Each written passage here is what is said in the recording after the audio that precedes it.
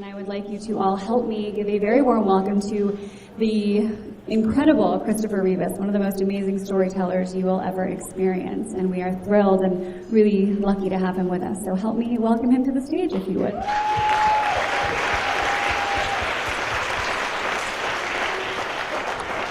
What's up, y'all? We can hear me? We good?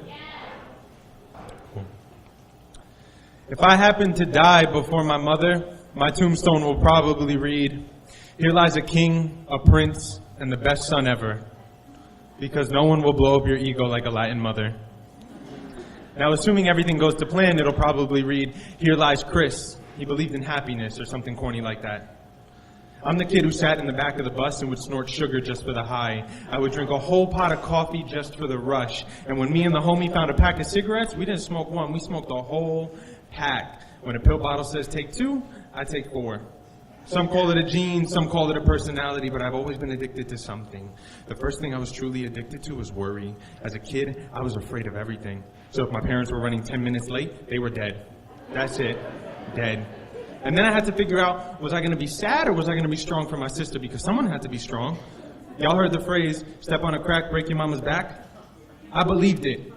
And so I walked and pranced around the streets of New York City, these broken streets, looking like a fool. When I found out about West Nile virus, after the next mosquito bite I got, I had West Nile virus. Don't even get me started on Zika. It was apparent that I needed a new addiction. So I traded one drug for another, and I became addicted to happiness. I convinced myself I would become so happy by any means necessary that I would never have to fear again, right? Because that's why we're here. That's why there are 84 million pieces of scripture dedicated to happiness. That's why there are over 40 smiley face emojis. Praise hands, prayer hands, smiley face with the sunglasses on. We all just want to be happy. No more fear, no more worry, no more doubt. Happiness, anything that will quiet the noise. You know that noise that goes on in here? Between moments, between rent checks, between jobs, noise. So when I was 21 and I found myself dating a 30-year-old functioning drug addict, I wasn't surprised. Because addicts find each other, just like all of us, whether you know it or not, we have found each other. And I would ask her, "Yo, Nana, why do you do it?" And she said, "Because I want what you want. I want to be happy just like you, but I want to get it instantly, while you waste your time. You try and you try and you try and you close your eyes and you read books and you chant and you're still miserable." Now, I'm not here to glorify addiction or anything, but there was something about what she said. Something about effort versus reward. Y'all, I could tell you all the ways to be happy. You name an article, I have read it. 7 things that CEOs do right in the morning when they wake up. 5 ways to boost your creativity. 8 things happy people do differently. 7 mantras for self-love.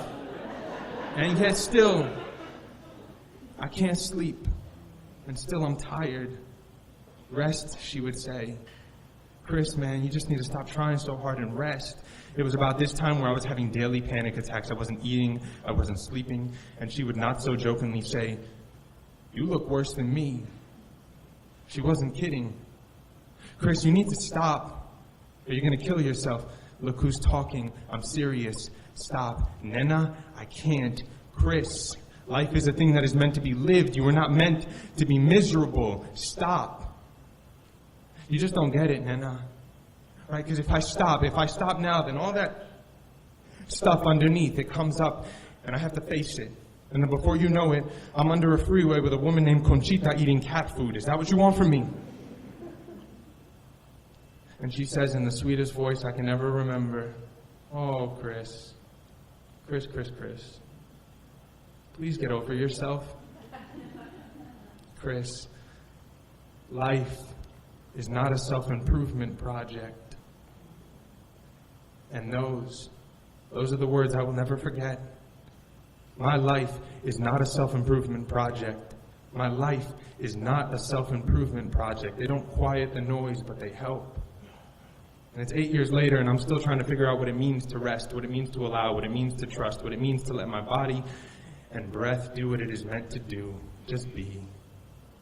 8 years later, and I'm just learning that rest is not self-indulgent. Rest is to prepare. To rest is to not worry and fret that there's something wrong with the world unless I'm there to put it right. Rested, I get to be in the world and not held hostage by it. My tombstone should read, your life is not a self-improvement project. Life is meant to be lived. So just chill and rest and chill and rest. Thank you.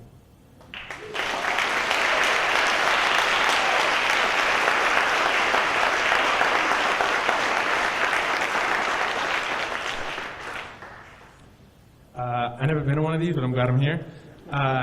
Y'all are amazing. Before I bring up the reason we're all here, the person, the creator, the mind, the spirit, the light. Light said to me, I want you to tell a story at this event. And I said, cool, what do you want it to be about? And he said, anything, just make it inspiring. And I was like, oh, that's all? Okay. And I thought about it, and I was like, I'm big into like etymology. Where's the word come from? And inspire, and like the French word esprit, which I just said with a Spanish accent, so anyone who speaks French, don't be mad at me. And it means to fill, or to breathe life into. And I said, oh, you want me to breathe life into them? I don't know that I can do that, but I'm pretty sure a room full of magical people can do that to me, and you did, and I thank you. And I thank you, Light, for bringing all of us together. Let's give us the light.